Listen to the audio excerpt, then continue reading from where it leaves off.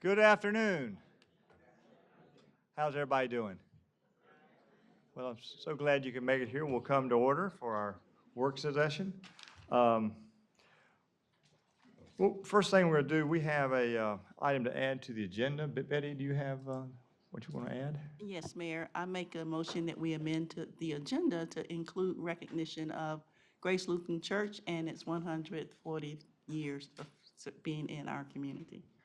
Very good. Second. We have a motion second. All in favor, raise your hand. Thank you very much. That's added as item number 4 on our presentations. So we'll start off first. The first presentation will be on Thursday today, and presentation of 2023 Collection System of the Year Award for the Concord Water Resource Department. Thank you, Mr. Mayor, Council, Mr. Brown, Mr. Olchinski, Ms. Deason. Mr. Mayor, if you'll join us down here, and our wastewater staff, if you'd go ahead and come forward. It is my pleasure tonight to introduce the Water Resources Engineer Manager, Crystal Scheip, who's going to come forward and say a few words about this award.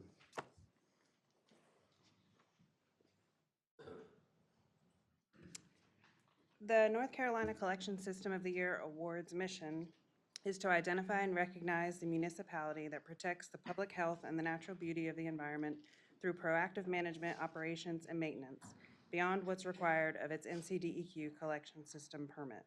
To assist in these efforts, the Wastewater Collection and Water Distribution Systems Committee annually recognizes up to 3 wastewater collection systems in North Carolina.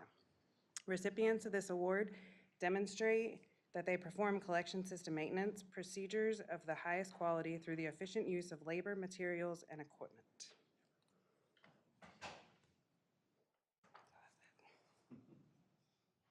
So, that's it.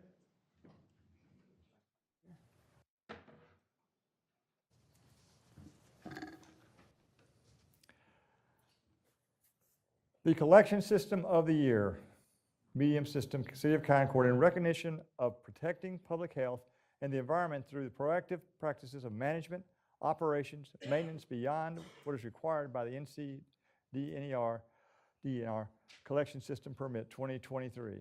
So we are the water system of the year. So Jeff, come on down.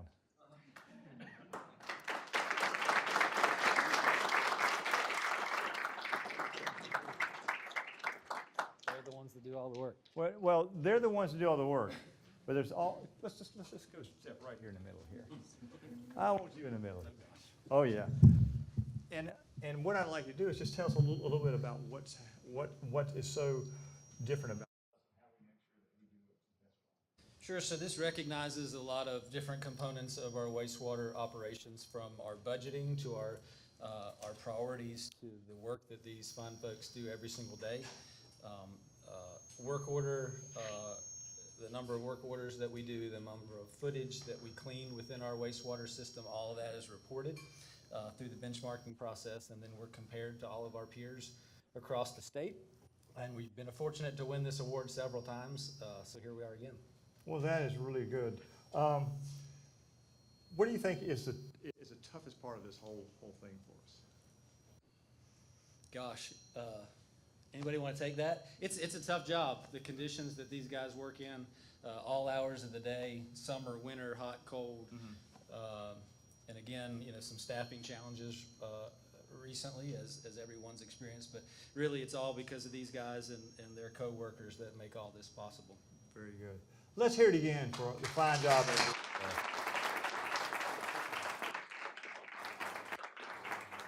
Congratulations. Yeah.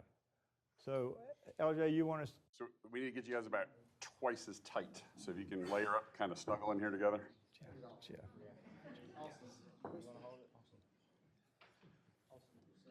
Here we go. Right. I'll tell you what. Put your hand on it so that you. All right, there you go. There.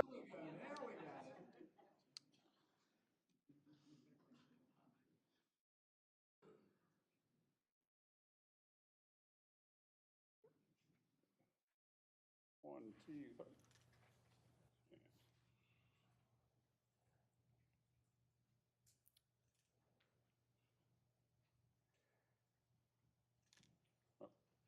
Uh-oh.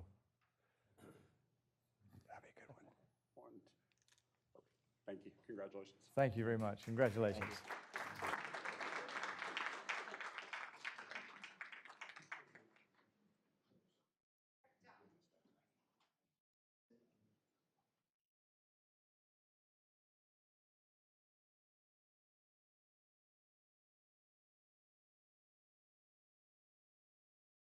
All right, if I could have Lutheran come forward here. Everybody, not just the Reverend.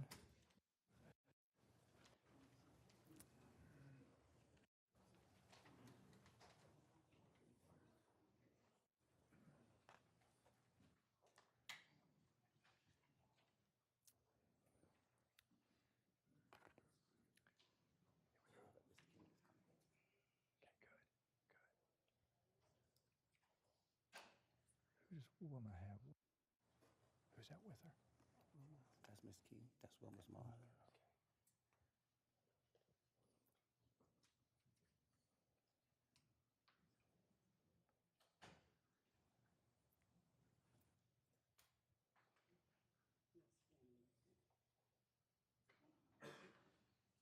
Come on up, Will. And Dion. Come on up. Yeah, Wilner and Dion, come on up.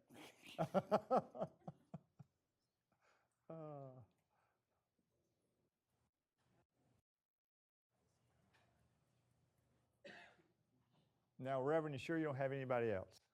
I don't know.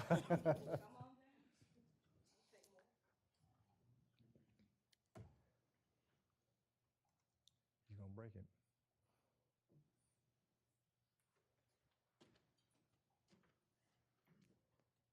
So while we're all here, before we say anything, what I would like to do this church has been part of our community for 140 years, and Betty just made sure that we understand what everything that's happening and everything you've done for our community. So I'd like to just read this if I could. Whereas in 1883, the Grace Congregation was started by Reverend David James Kuntz, who was the first black ordained Lutheran minister in North Carolina system. Whereas the congregations first worshiped in the courthouse and later the small building on East Corbin Street, which was once the post office for Concord. In 1923, under the leadership of Reverend Melvin J. Holston, the property at East Corbin Street was sold and the present site was purchased. Whereas the construction of the new church and school were delayed due to the Great Depression. But finally, in 1938, the present church and two large schoolrooms were built and dedicated to the second Sunday of November.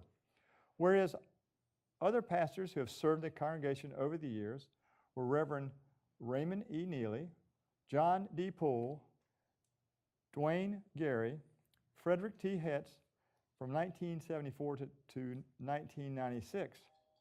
It was under the pastorate of Reverend Hett that the Grace became a self-supporting congregation. Whereas Grace's current pastor, Reverend Donald E. Anthony, was installed in December 14th, 1997. If you do the math, that's a long time ago.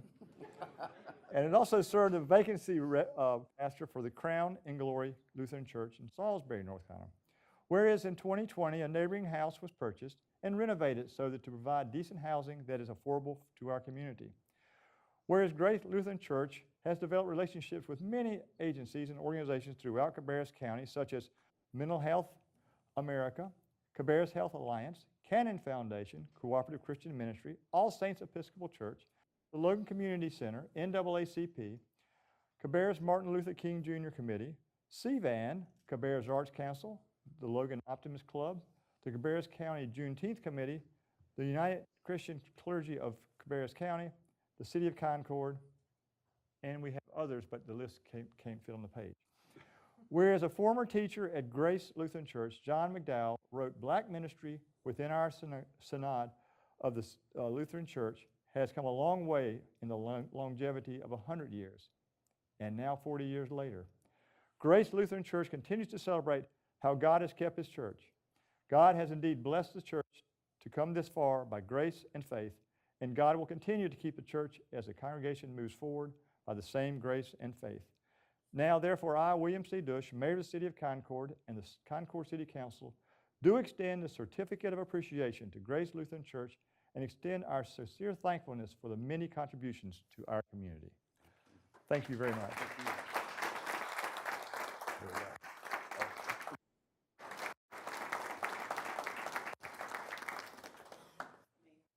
Yes. Well, come on over. You can sort of, if you stand next to me, you'll get my new microphone. Thank you. First of all, thank everybody for being here. Thank you, Mayor, and for recognizing Grace Lutheran Church. I would like to recognize two of our oldest members are present here today with us, and they're sisters. So I have to my right, Mrs. Bernie King, and you don't have to say how old you are, but, and 94, her nephew said it, I didn't. And to my left, Mrs. Elnora Barrier. 91. Wow. So we're thankful that they are still with us, and we appreciate, their dedication and commitment to Grace Lutheran Church, and thank everyone else for coming. Thank you. Thank you. Thank you. Reverend Anthony, you have anything to add? No, she said what I was going to say, so thank you very much. Okay. We are so appreciative, and this congregation has been extremely active in the community, and we're thankful for the partnership that we have with the City of Concord as well. Okay. And I second that. Thank you very much. Glad you could all be here today to celebrate this. Thank you.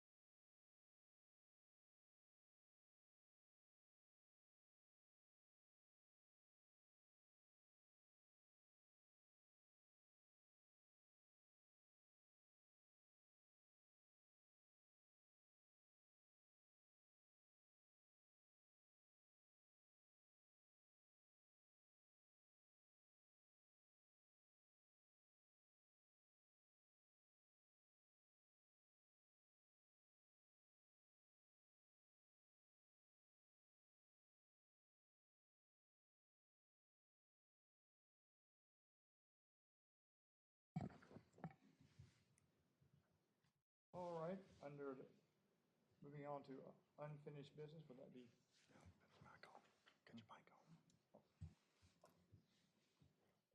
All right, under unfinished business, we'll be considering authorizing city manager and staff to move forward with the bidding process for Marvin Caldwell Park. Thank you, Mr. Mayor. So I asked Sheila to come forward. This is a continuation of the presentation and discussion council had at last month's meeting.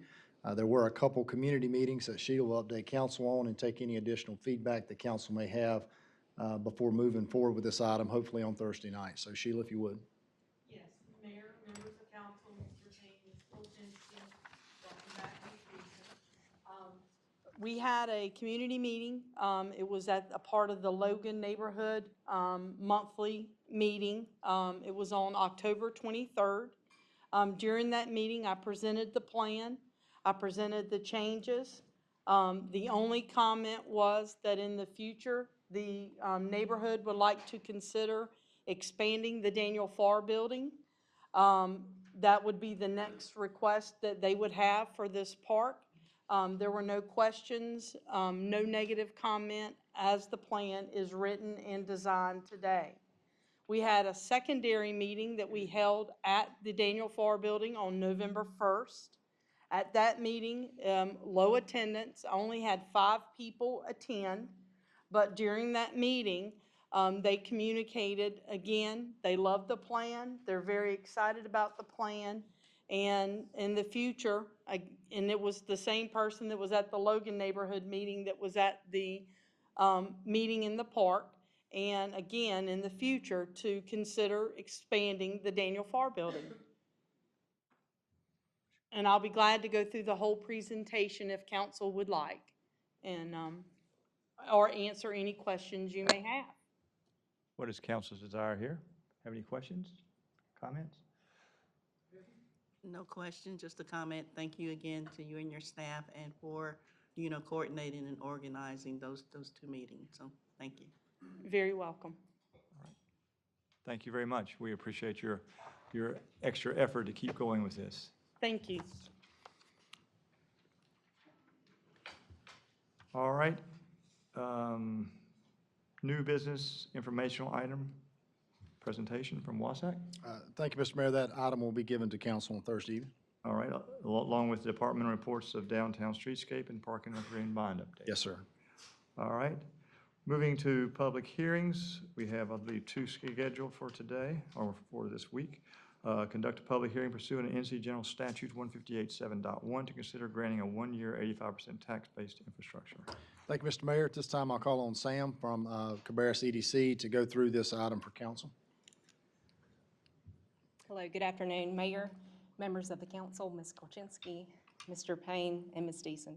Thank you for the opportunity to present this project this afternoon. So Project Stone is Nicolock Paving Stones LLC. The proposed project location is 3010 Newtown Way, Southwest Concord, and it's on the grounds at Concord property.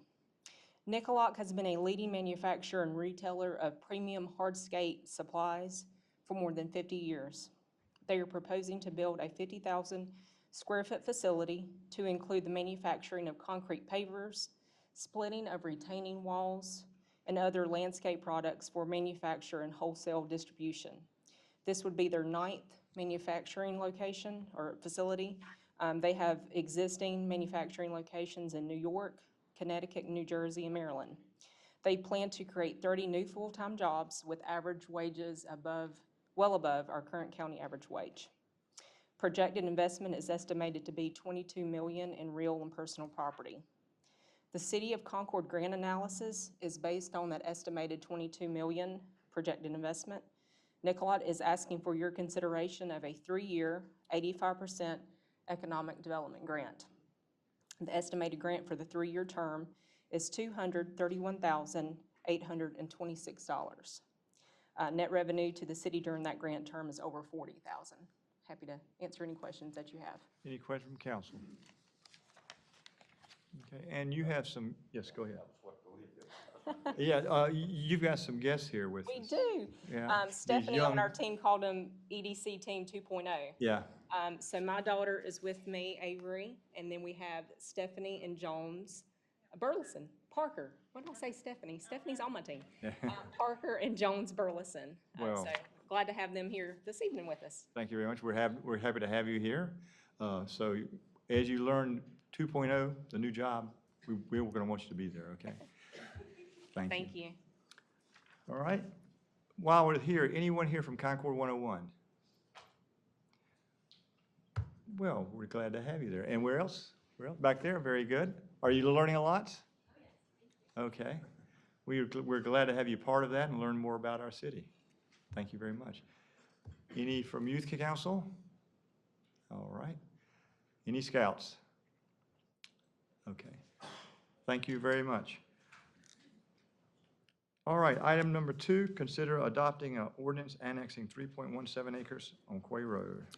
Thank you, Mr. Mayor. Call on Autumn to come up this evening from the Planning Department. She's going to provide the staff report to council. Autumn.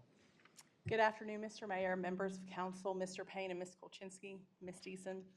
This is annexation petition ANX 0823, and this is located at 8961 and 8971 Quay Road. This is approximately 3.17 acres. It is currently zoned Cabarrus County Limited Industrial, and if annexed, the proposed zoning is City of Concord Residential Compact, and this will be a conditional district. As you can see, this is across from Concord Mills. So these parcels are located at the southwest corner of Carolina Lily Lane and Quay Road. On the left, you can see the boundary between Cabarrus County and Mecklenburg County, and that's where these parcels are located. The existing conditions, here again, you can see the annexation map. That very small sliver of a parcel at the northern part is that driveway that goes back into that parcel, and then those two large parcels are what you see there on that bottom photograph. I do want to note, before we go forward, this project is part of a project that has already been approved. They are asking for the addition of these parcels, and this project will be served by Charlotte Water for both water and sewer. There will be no buildings placed here. This is for a proposed change in stormwater pond, as well as open space that includes a dog park. So here is the zoning map. Across the way, you can see commercial, that again is Concord Mills, and then the RCCD to my left, those are, that's already been approved for this project, with the two parcels there to the right to be added to this project. RC is an applicable zoning district to the land use plan, so this can be approved through the planning and zoning process. And this is a map showing that our 1/2 mile radius that we did notice. There are no recognized neighborhoods or HOAs in this area, so it was just the adjacent parcels. But that notice was sent on October 25th of 2023, and it was also advertised in the Independent Tribune on October 29th, and we have received no comments regarding this annexation. So if you have any questions for staff, I'm more than happy to answer those. All right, question from council. Yes, John? No, go Jennifer, please. One slide?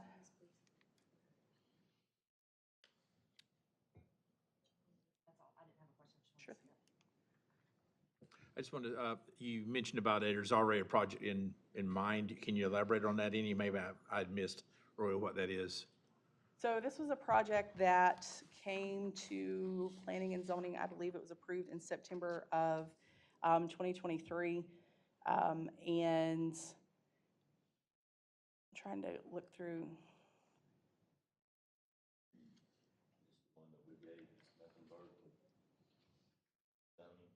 Is this the one we gave Mecklenburg? This is not. This is a different part of Clay Road. No, sir, this is the one where part of it is in Mecklenburg.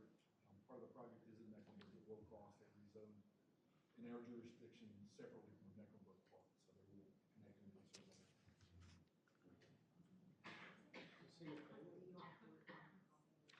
I believe it is. They call them the casitas. Yes, that's correct.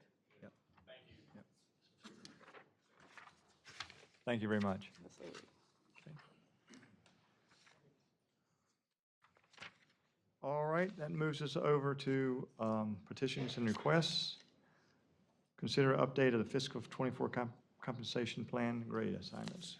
Thank you, Mr. Mayor. Call on Chantel, the city's Human Resources Director. She's going to introduce a consultant who has been working on the city's comprehensive compensation plan.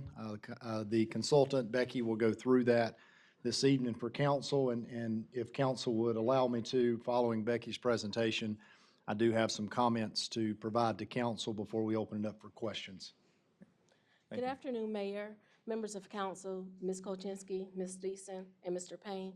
In July of 2023, the city contracted with Gorilla HR to conduct a comprehensive market pricing study to help formulate the city's overall compensation study and strategy, and also address internal equity as well as external competitiveness. Becky Droz, HR and compensation consultant with Gorilla HR, is here today to present information from the comprehensive market pricing study.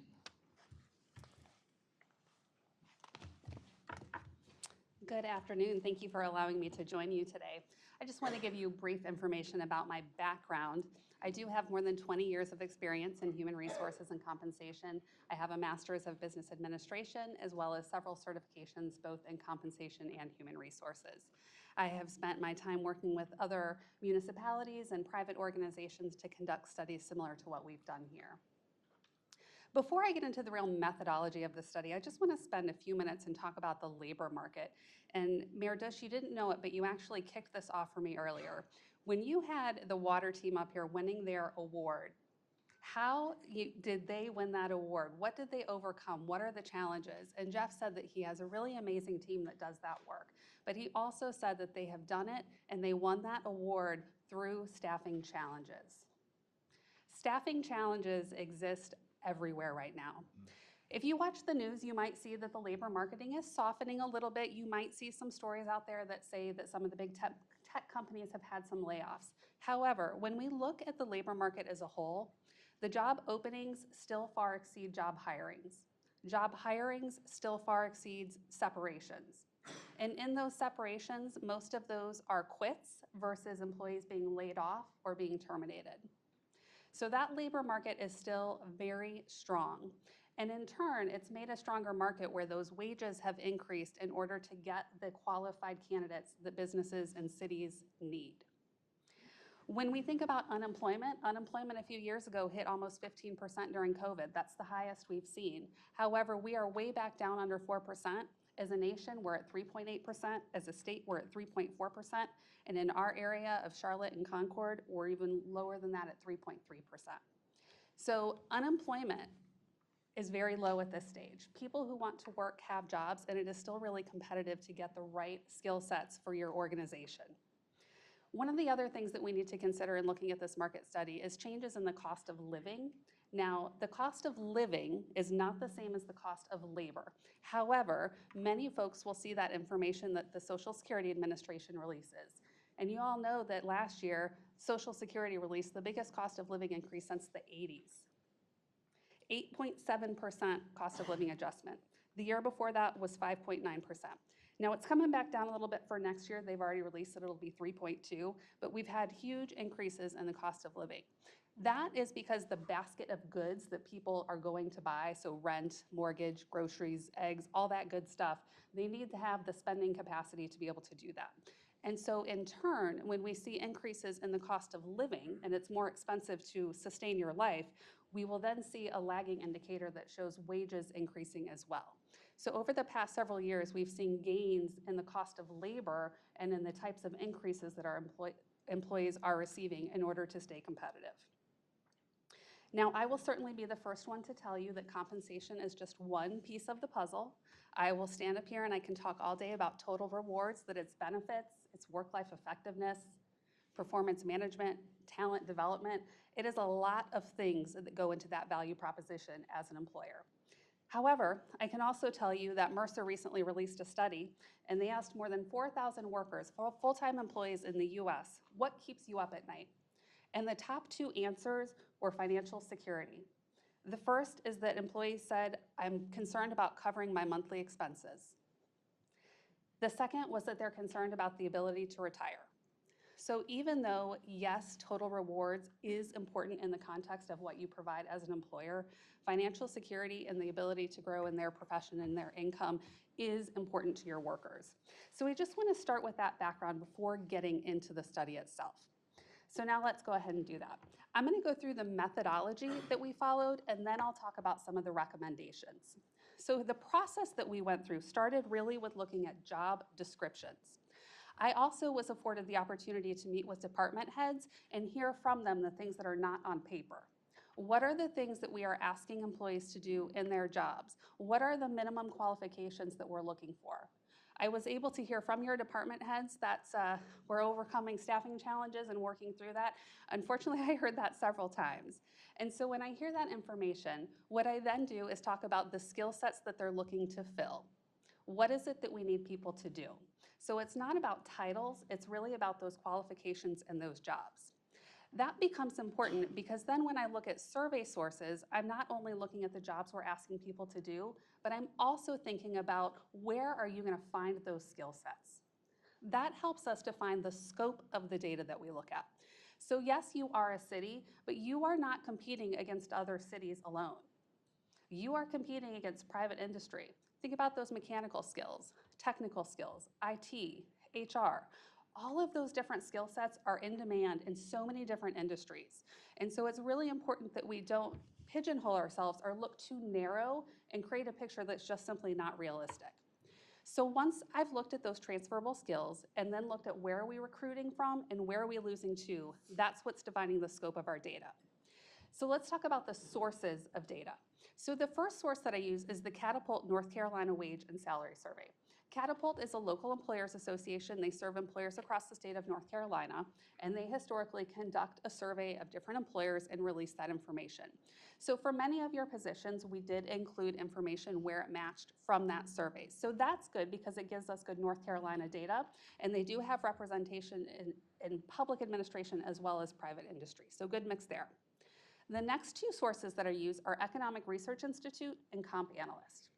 Economic Research Institute and Comp Analyst are very robust data subscription sources. They provide data. That is their purpose in existing. They collect data in a variety of different ways. So they will conduct their own surveys. They will go out and purchase survey data. And they will also use public information. So that might be on public disclosures from publicly traded companies, and that might also include data from the Department of Labor. The last source that we used is the North Carolina League of Municipalities. Now, with all of these data sources, this is employer-reported data. So this is not somebody off the street that says, yeah, this is the job I do and this is what I make. This is all employer-reported based on those transferable skills and what we're actually asking people to do in their roles, not simply titles. Back to that question of where we look to recruit from and where we lose people to.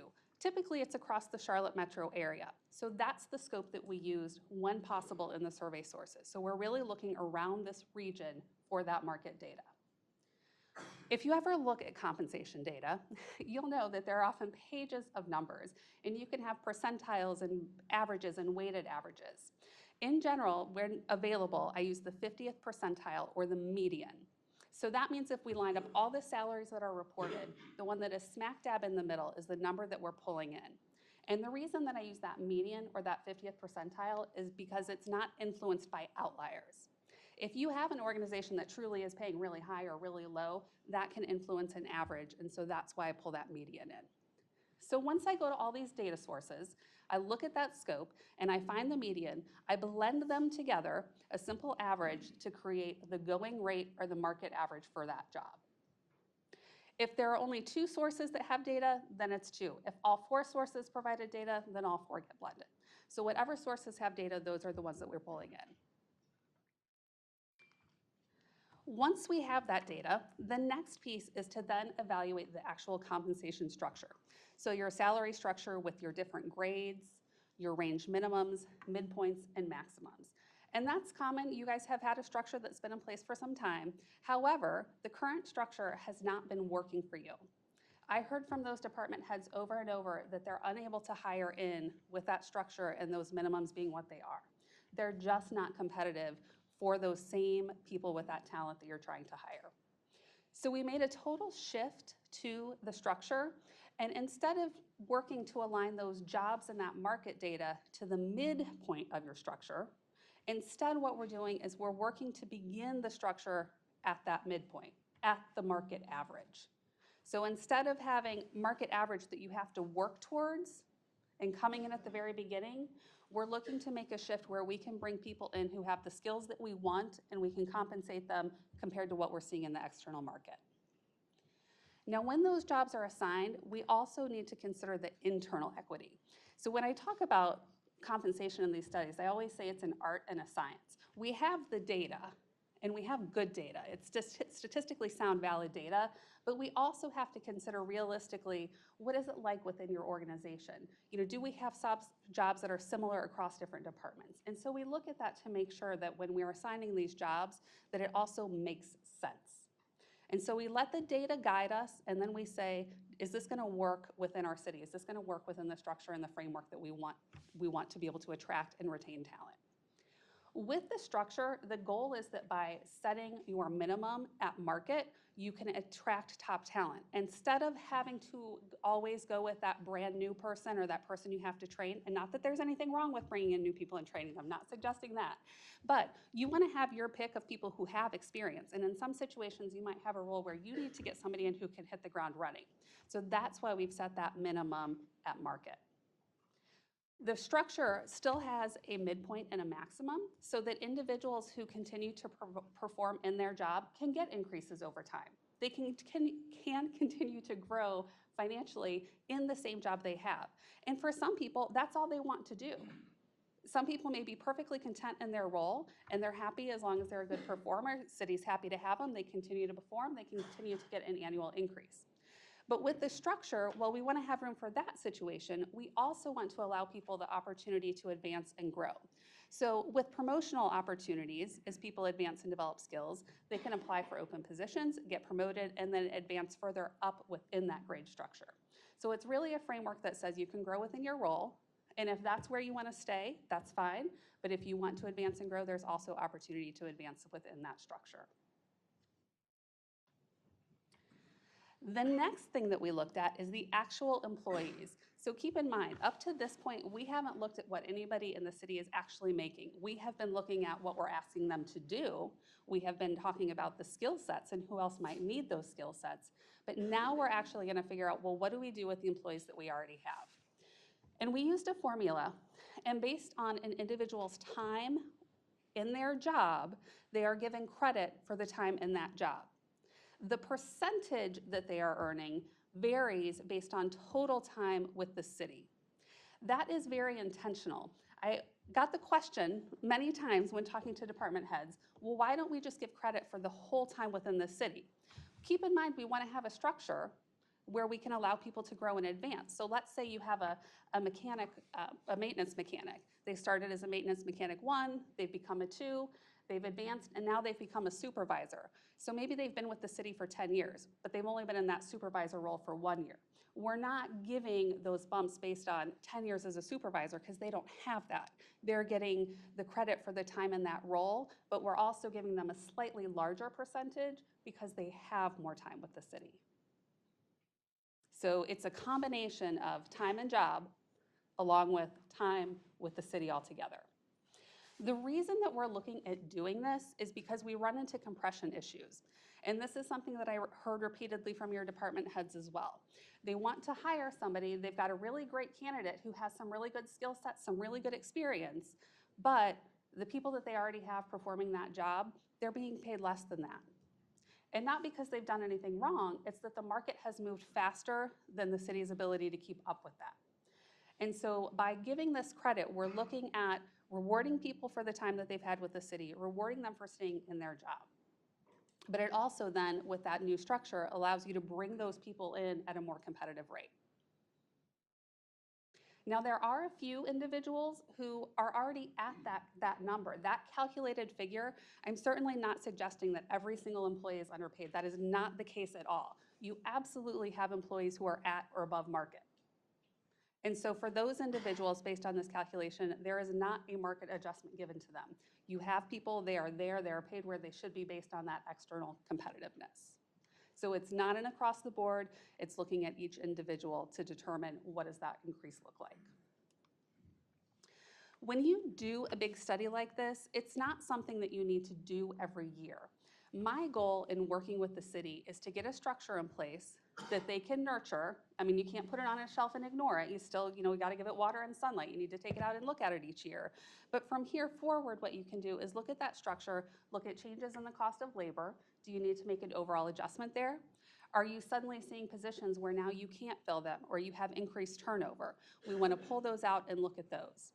However, you can return to a period of every few years conducting research on a sampling of jobs to make sure that you're keeping up with the market so you don't end up so behind. All right, I'm going to pause there. Okay, Mr. Mayor, members of council, I have a few comments I'd like to provide to hopefully provide a little more context to what Becky has just presented to you. So for many years, the city of Concord has been known for being a leader in staff compensation and as a preferred local government employer. I, along with staff, are extremely grateful for the investment council continues to make each year during the budget process for staff.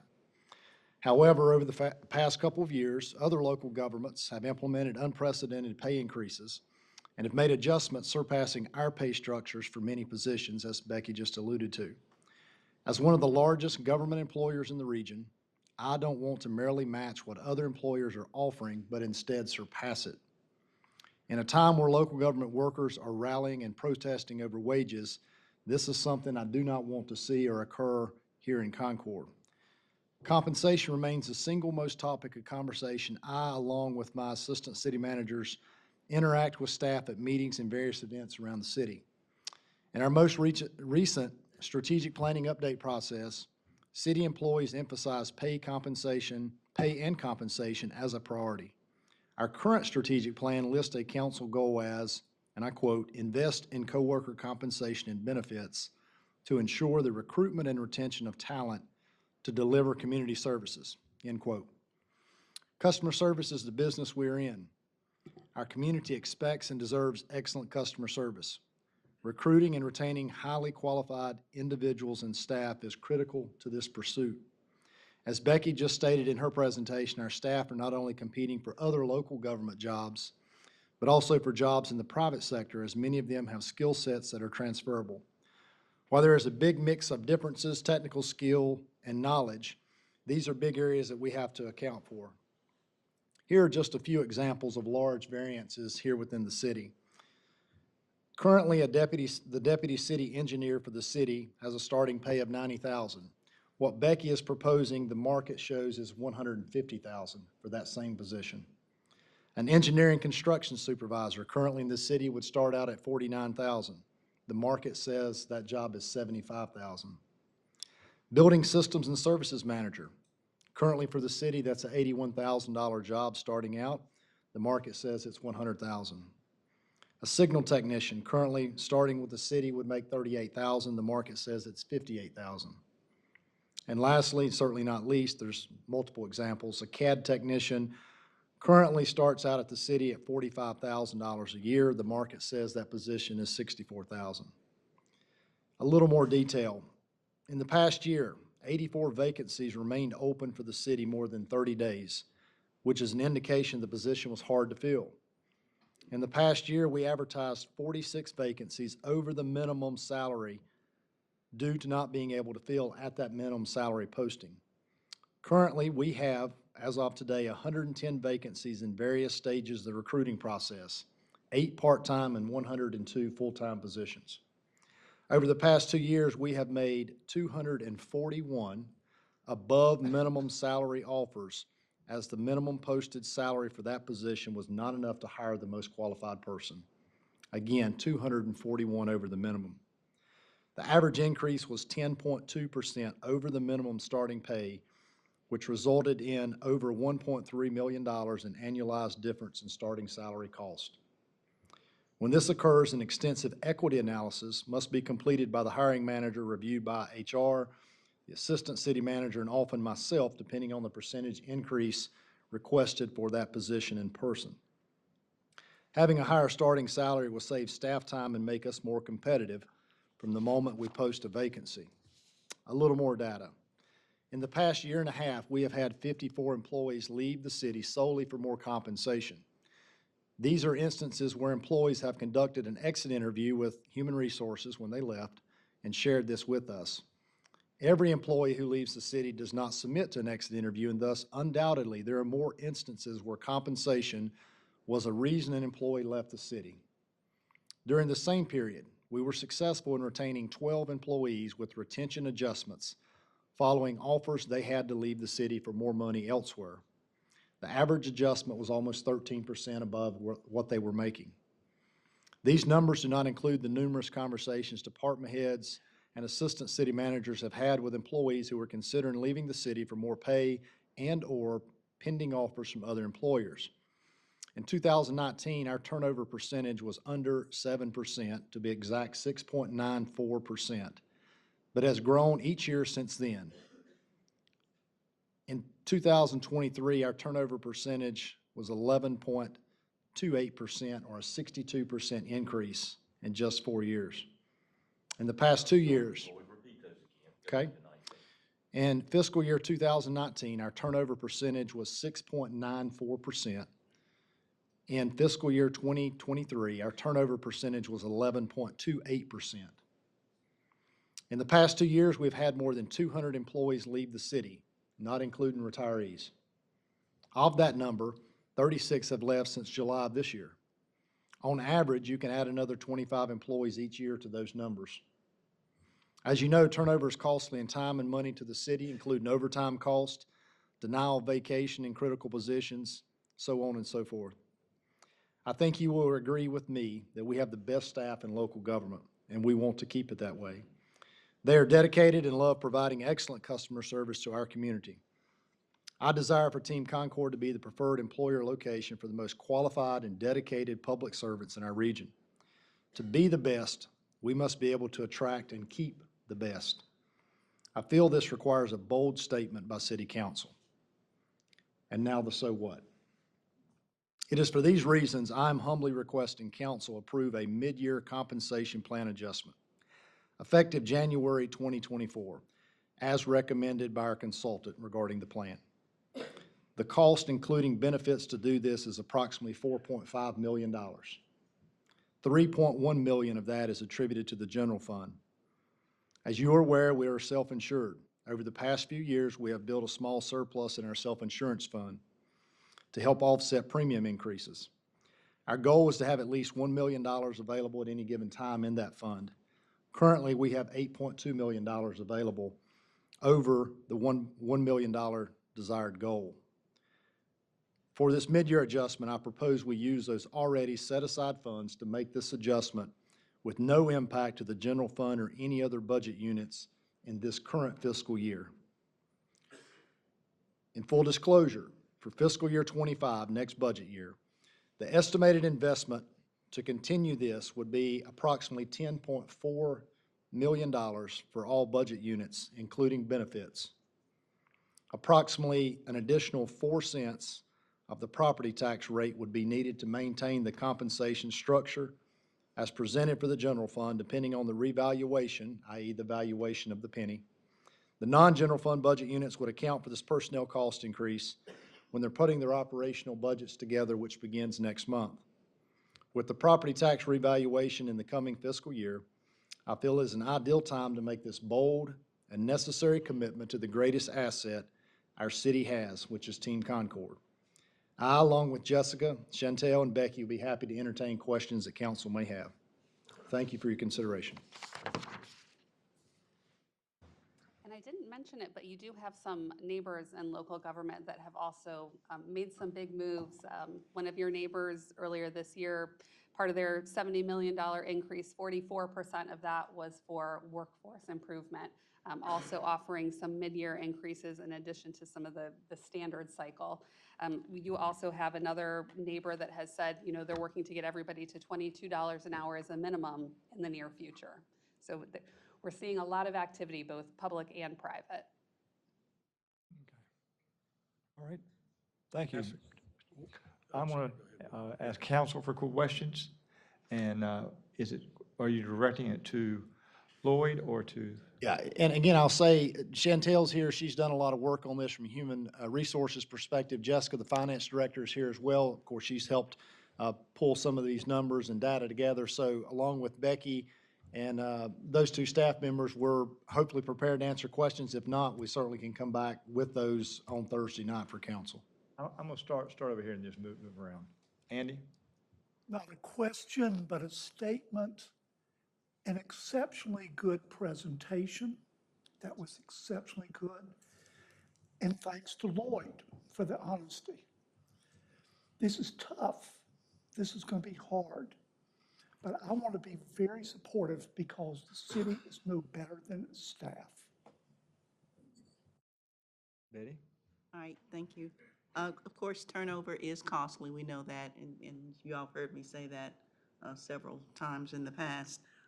Question about the mid-year pay adjustment. Now, will that apply? And I don't know who this goes to. Maybe me, I'm not sure. We'll figure it out. Okay. Will that apply to every position? It would apply to all of the positions that are warranted an adjustment during the study. And we have, and I'm going to use rough numbers here, 1,200 employees. Of that, about, Chantel, 800, around 800 would receive an adjustment.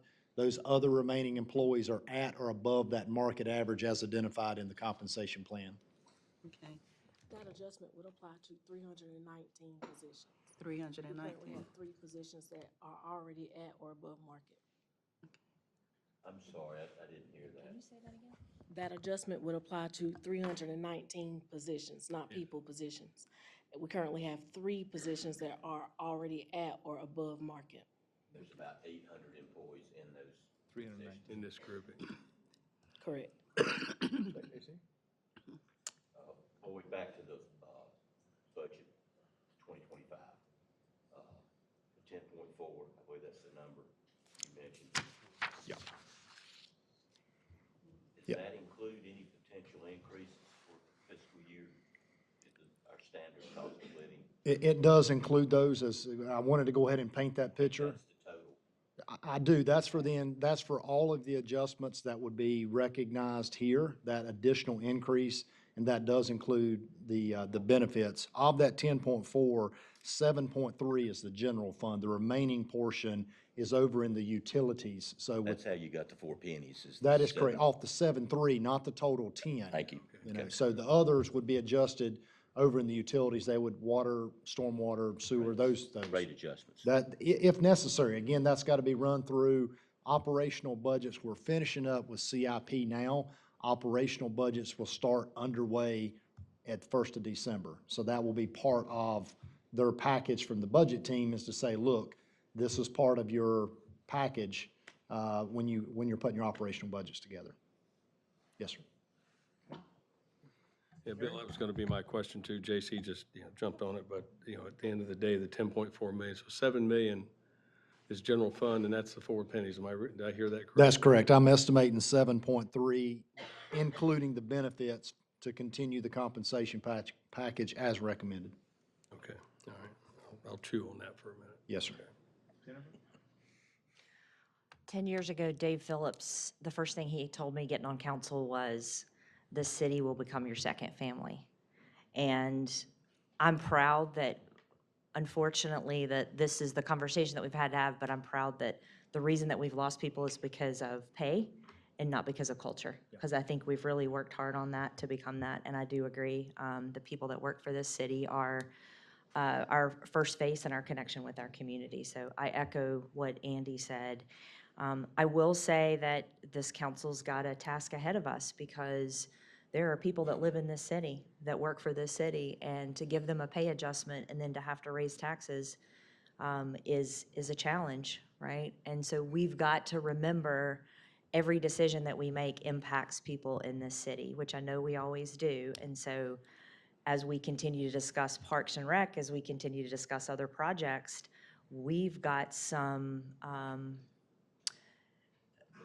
things to look at as to what's the most important thing, right? And I will say that if we don't have a good workforce, and I agree with you, Betty, we spend a lot of money training people, and then for them to go somewhere else, there's a cost involved in that. And so while the cost on paper might be something, if you took that cost out, it'd probably be a lot less than that. So I really appreciate the presentation and the detail, the level of detail that you went to. John?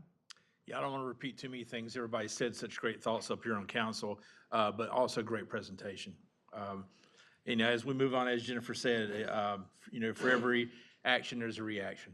And for everything we do, there's going to be a consequence that someone has to deal with some way, shape, or form. The only question I had was, every part of our city is important as far as employees, because they help our job be a lot easier. Let's face it. And with the growth we have in Concord and people wanting to come to Concord, they don't want to come to Concord because it's just somewhere else to live outside of Charlotte, et cetera. They want for the quality of living that our employees provide. The only question is this across the board, is our public safety also included in these raises across the board? I'll take that, and Councilmember Sweat. So in my opinion, to continue with the Team Concord concept, that there is no one individual and no one department in this city any more important, that is the premise in which I operate. And so our public safety are important. They're no more important than any other department. So it is across the board. All positions were looked at across the city. I have a question dealing with the 10 million. For clarification, that's both enterprise and general fund. What would it be if we kept moving the way we're moving now? Is that included in that 2 million, 3 million, just our normal expense or cost increase? As far as what would be included with the benefits portion, that is included in the 10.4 for these positions that are being adjusted. That is included in that. That is correct. So I guess what I'm trying to say, instead of being a $3 million or $2 million increase based upon just our current policies, does it move to 10 or does it move to 12, the difference? I'm not sure I'm following. If we didn't do anything, how many millions would we spend for just normal increases? Is there a Trying way to to think put off the top of my a head number on that? what that number is. I'm guessing somewhere in the 2 million range. I can get a more definitive well, number for you. It doesn't have to be that definitive, but the point is that this is really 8 million, not 10 million. I mean, seriously, that's Lots of ways to slice the pie, I suppose, but yeah, I mean, we would continue to make adjustments, or at least I would continue to make recommendations to council each year during the budget process to enhance, our cost of living adjustments, our annual valuation, merit adjustments, and career development.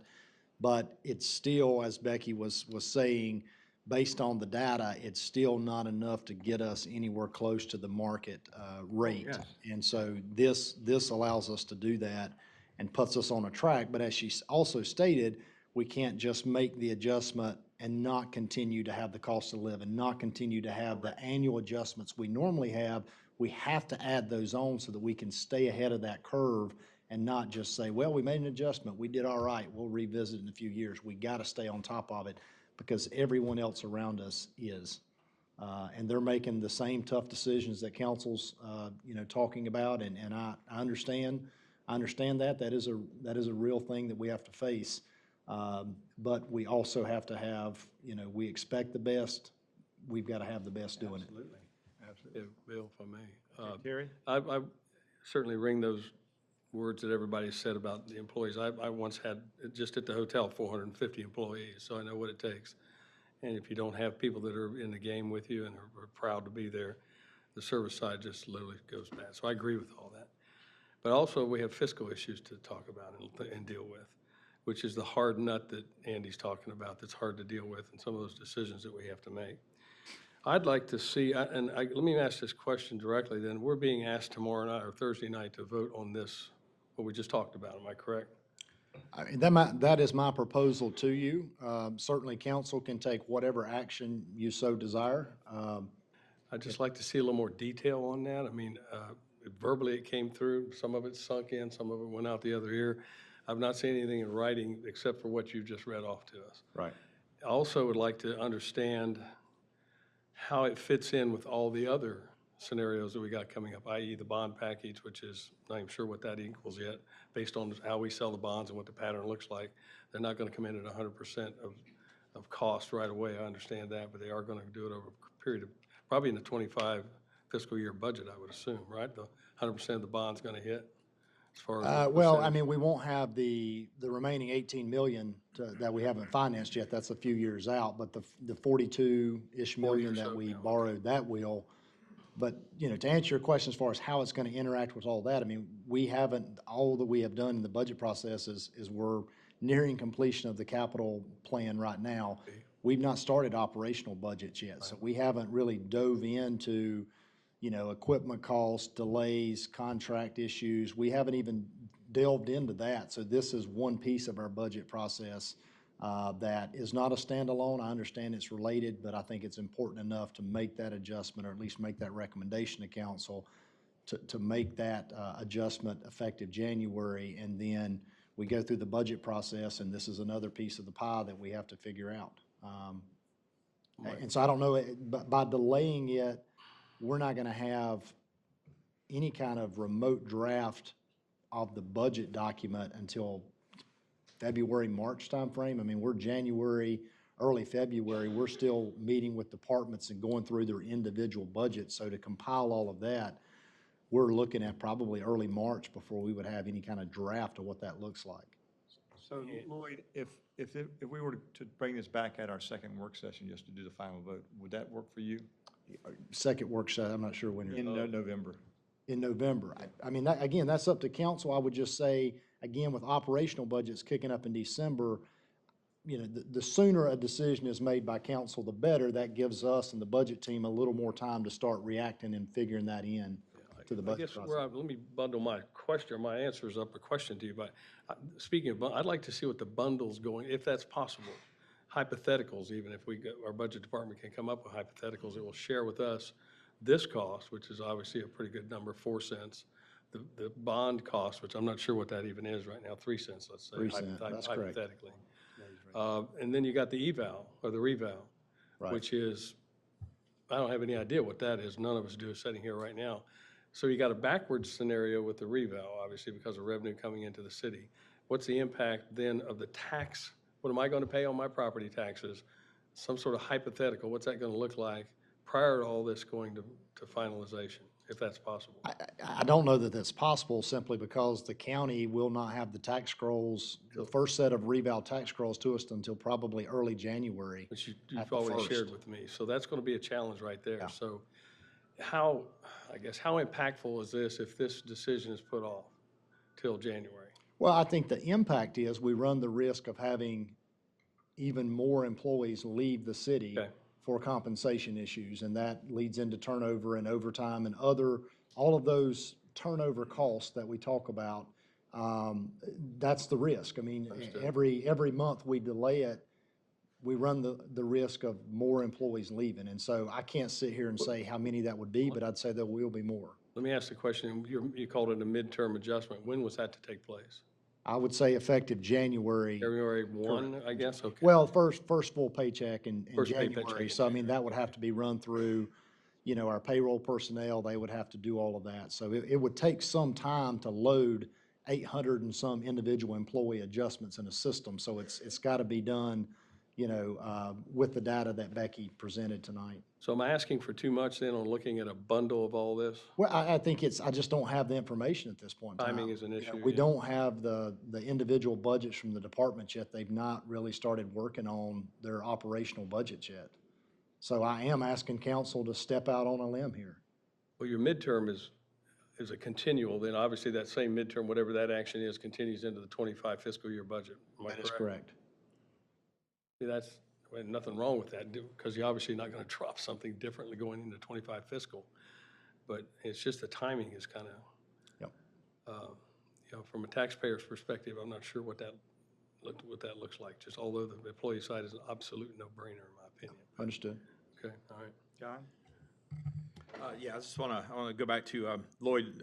I love the point you made. Everybody's important, from whatever pay scale or whatever job to do with the city, and I appreciate you noting that and pulling that out as well. But it sounds like also as council, we need to dust off our packages from our summit and look over that again on our personalities, and because we'll get in some tough times in the weeds together, so we'll have to kind of dust that off and realize how we can present to each other without going to each other's throats. It's going to be a tough time. That being said, how does this impact the retirees at all? I'm not as fluent with the retiree package. Does any of this impact the retiree packages at all? It really doesn't. I mean, that comes up from time to time, but I mean, once the retirees, leave the city, if they have a health care benefit because of years of service, then that is separate and apart from this. The retirement system itself is managed solely through the state of North Carolina and the local government retirement system. So regarding, increases to that retirement, any kind of COLA or whatever, all of that is managed by the state. So whether we agree with it or don't agree with it, we have no say over that retirement system once they retire and are officially drawing from that. That's something that is managed solely by the state. Let me ask another question. I know I'm wearing you out with this stuff. I'm going back to the word hypothetical. Why? I mean, I'm used to running pro formas on business and 2 or 3 different ones based on impact of revenues and all those kinds of things, which is what we're talking about here from a business perspective. Why couldn't we run, let's say that the reval is going to go 25, 30, 35, 40. Why couldn't we run 3 hypotheticals on that, taking what we do know, which is this, obviously, at 4 cents. We know the bonds are at 3. And what am I leaving out? Leaving out something, I can't remember what it was. But anyway, go ahead back to the hypotheticals and run that out and just see what that's going to look like. Can we not do that? Oh, certainly. Regarding the property tax itself, we can run the scenario based on the property tax itself and go, if the reval comes back with across the board 25% increase, that's going to mean the penny is worth this, our property value is going to be this, and the revenue neutral rate would be this off of our what I'm 48 asking cent, for. which it currently is. I can tell you now that if it's a 40% increase, and I'm just throwing that number out there as a hypothetical, as we Right. said, 40% means that the penny is about $2.2 million versus a 1.5, 1.6 now. Right. And that tax revenue neutral rate is about 35 cents. So you go from 48 to 35, you add 3 cents on for the general obligation bond, you add 4 cents on for this, you're at 7 cents above revenue neutral, you're at 42 cents. We've not talked about any other priorities the council may have from the strategic plan. At any rate, it's going to be an increase based against revenue neutral anyway. I don't see any way around it. There's no way to do it.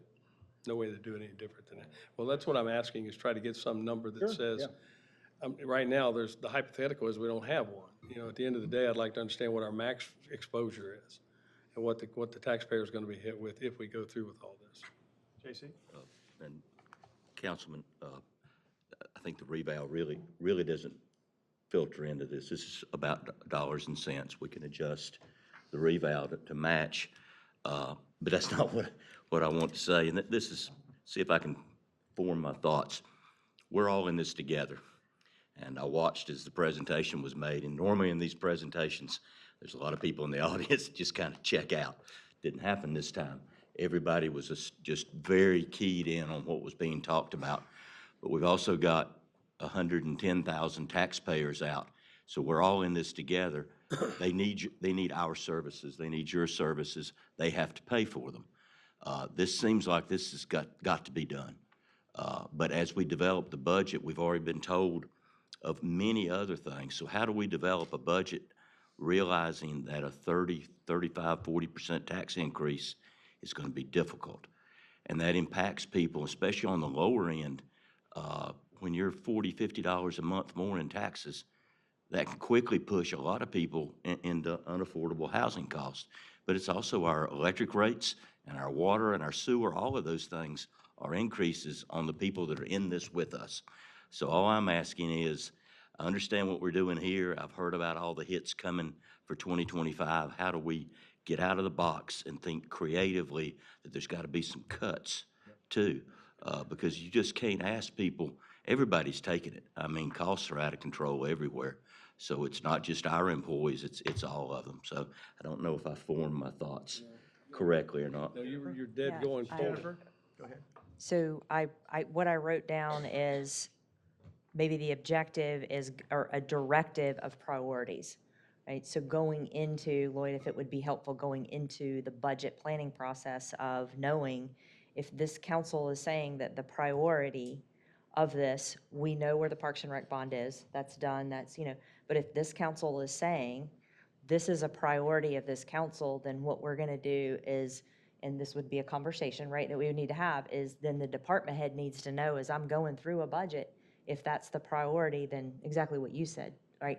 What are areas that if this project can be delayed, or if this, and this, what are the impacts of that? Because I also recognize that if we delay projects, there is a cost impact. We have got to figure out what that priority is, though, because to your point, if everything's important, nothing is important, and all we're gonna do is do this adjustment that's dearly needed, and then it's just gonna turn around and impact the same people, and it's not having the impact that we hope it would, so. One thing before you go, we do need details.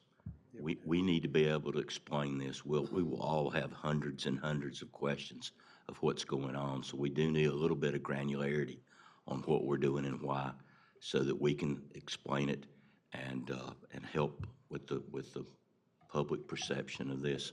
And I'm not talking about just this. This is fairly minor for January. I'm worried about 2025 because everything we're hearing is everything's just up. I'll be quiet. Yeah, well, the first, the reval has nothing to do with January. The reval's for next year, 25, so you're correct on that. That's not going to come into play for 6 months, correct? But I totally agree. And having run a business and over the course of my career, when one thing cannot be, you got to do this. We have to do this. Then you got to correct someplace else. And we're saying the same thing. There's, as Jennifer said, budgets have got to be looked at. There's got to be other ways to save, not necessarily the full 10 million or whatever we're looking at, but some number that decreases its tax impact. And I think that's where our objectives have got to lie, and the department heads will have to come up with that. Well, to that point, I think it goes back to what Jennifer had mentioned. I think it is a prioritization setting process of council.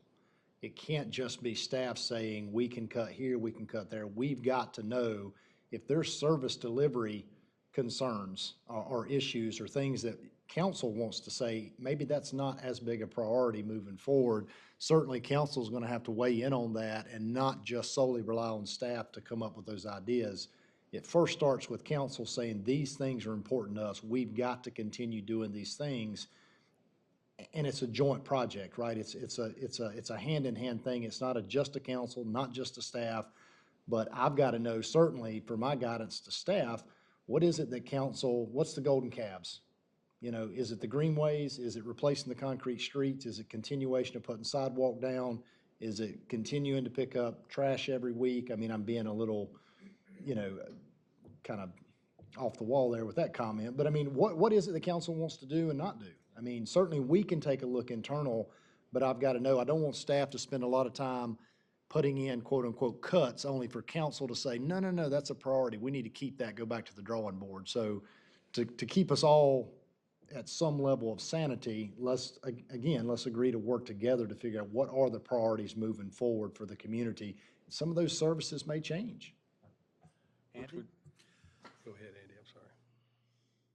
This means that our strategic plan that we have been working on for the last 3 or 4 months, that I think we're getting close to finalizing in February, is not just an academic exercise. It is an absolutely real setting of our priorities. And when we were in this room working on that, we said, oh, this would be nice, and this would be nice, and this would be nice.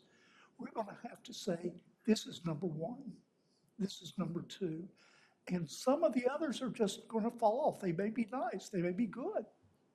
So we're going to have to get engaged in the strategic plan because it's going to make a difference in how we set our budget in '25. Well, I totally agree with you, Andy, of the strategic plan. We really have not talked about cost cutting or any of that kind of stuff. Zero, in fact. Absolutely, it's been the other way, in fact. We've been going skyrocketing up this way.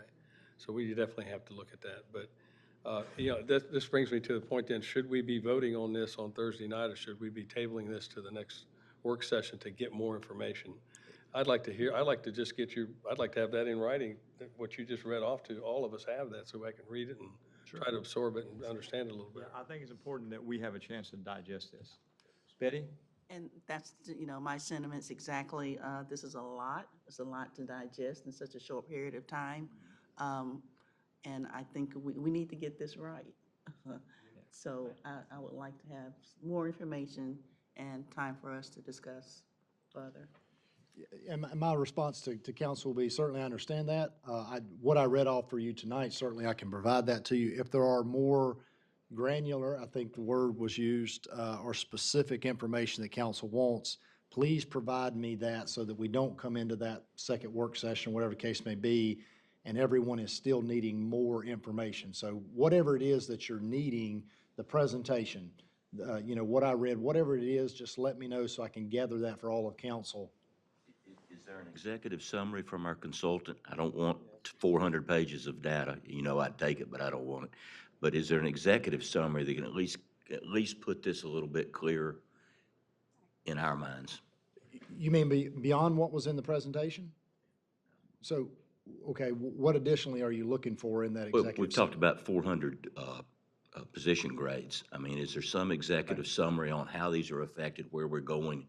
Instead of, you gave us a few great examples, is there a little more data on a few sheets that could give us that we could wrap our minds around some hard data on what this means? Is my making sense? You're making sense, yeah. Yeah, and I don't see us going in and saying, well, that one should be less or that should be more. This is purely for us to have the information. Yeah, these, if I may, Bill. There is an executive summary of your.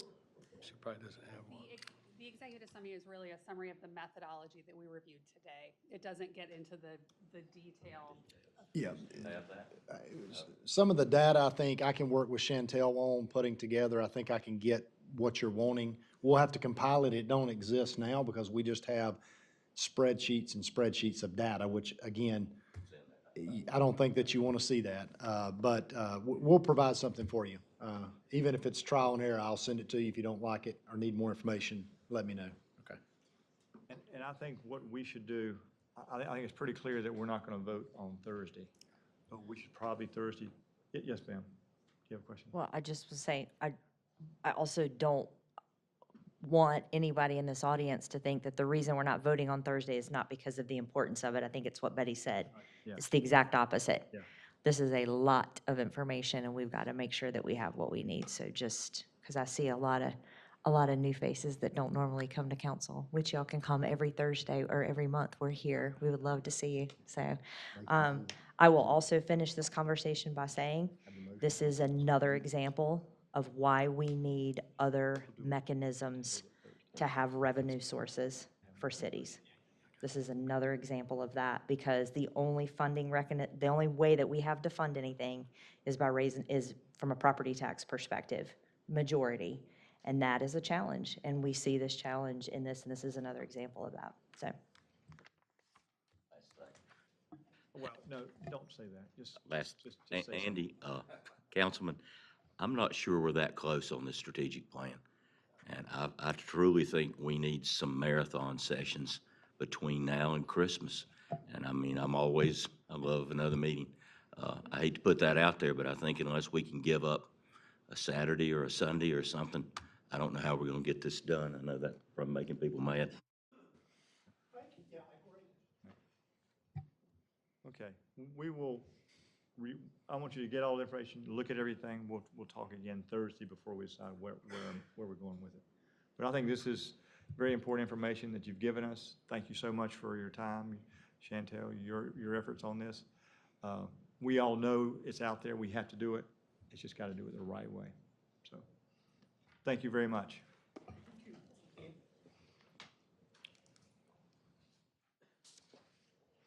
All right, we're moving to item number 2, consider approving a city loan assumption from Smith Sports.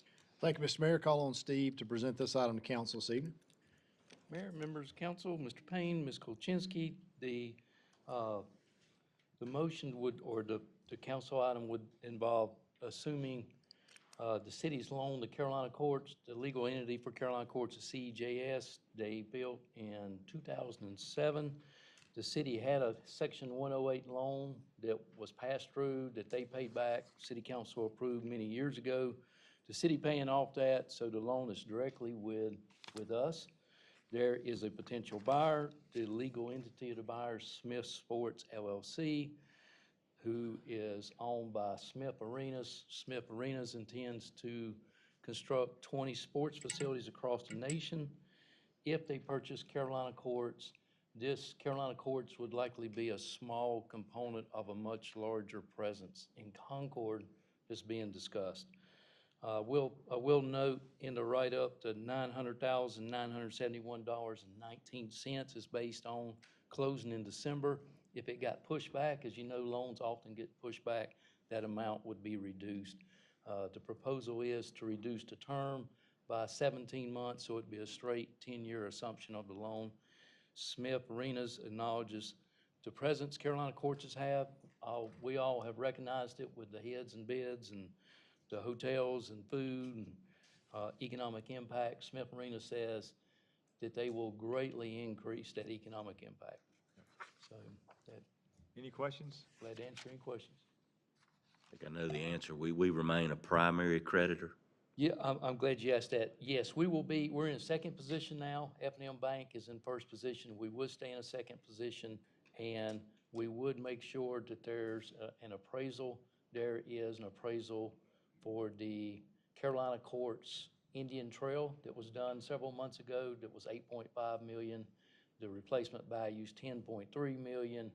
An appraisal was done on Concord's facility 5 years ago, $4.2 million. So the current loan with F&M is approximately the same amount as ours. So if you approve it, then we'll make sure with that second position that we stay, that our equity position is very strong. I'm glad you asked that. Any other questions? All right, thank you, Steve. Thank you. Number 3, consider banning easements, across property on Red Hill subdivision. Thank you, Mr. Mayor. Last two items on the regular agenda this evening, Sue will cover for us. Mayor, council members, Mr. Payne, Ms. Korczynski. The first item is a request to abandon easements that are currently on the Red Hill subdivision site. So with that property being developed as a subdivision, there's two easements that's not necessary anymore, a sewer easement because the sewer is being rerouted, and then an old board of light and water easement that electric has confirmed that there's no facilities located in it. So we'd like to abandon both of those. Any questions? All right, while you're up, next one. The next one is a preliminary application from John David Mills, and this application is the first one. It's in Sub-Area A, and since we modified the interlocal agreement, this is the first one that's coming to you. It's not coming as a modification to the agreement because it's allowed during the agreement, so it's coming like a regular preliminary application. So Mr. Mills is requesting water. There is no sewer available. He's having trouble with he actually has a shared well, and so that's why he's requesting the water service. Because they're having quality issues and also pressure, and of course he wants to get out of the shared situation, so that's the request for the water connection. Questions? Sue, these your last two presentations to us? I hope so. I will try to bring questions for Thursday night then to make sure. I think we have one more month, right, Sue? So- I feel certain Jackie will be able to handle next month, we'll see. So, Well- Sue, how many gallons does she need? So, and it's a great time, Mr. Mayor, if I could, to introduce the mayor, city council to Jackie Deal. Jackie, if you would just stand up for a second, won't ask you to come up and give a speech, but Jackie is coming on board, and she is currently working alongside Sue to take over all the projects and to get a good understanding of what the city is doing, what we're undertaking, and what we have planned. So she will be doing that transition with Sue until Sue begins writing the next chapter in her book sometime after December of this year. And so, Jackie, welcome. Thank you. Welcome aboard. Welcome, Jackie. Nice to have you. And I commend you and your staff for the way that you do the transitions, where you overlap so people can move in and have a good understanding of what's going on. I think it's really important, Mr. Mayor, to not lose that institutional knowledge when we have a chance to gain it from those who are leaving. And so we try to do that anytime we can. So thank you. And Jackie, everything Sue said about me is exaggerated, so. Yeah, it's actually worse. Yeah. All right. Well, we'll just leave it at welcome, Jackie. Anyone want to move anything off the consent agenda? All right. That said, anybody have anything else they want to discuss tonight? All right. Well, thank you very much. Is there a motion to adjourn? So moved. And a second. All in favor, say aye. Aye. Thank you very much, and we'll see you Thursday, 7:30. I think it's 7:30. Yep, 7:30.